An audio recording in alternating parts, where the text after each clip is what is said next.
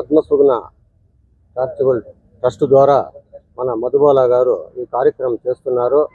ఆమె ఈ కార్యక్రమం ఆమె సొంత నిధులతో చేస్తున్నది. ఆమెకి ఎక్కడి నుంచినో డబ్బులు రావడం లేదు. 3 నెలలకు ఒక్కొక్క పర్యాయం దాదాపు 50,000 రూపాయలు ఖర్చు పెడతా ఉంది.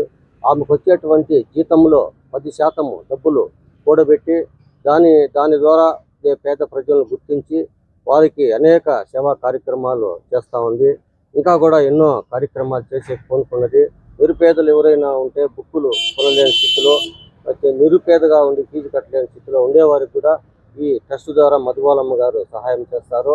ఇంకా ఇట్లా ఎన్నో ఆమె చేయాలని ఈరోజు ఆదివారం ఈ విధంగా భిక్షాటన చేయ వారికి కూర్చొని సహపంక్తి భోజనం చేయడం చాలా సంతోషకరంగా ఉంది.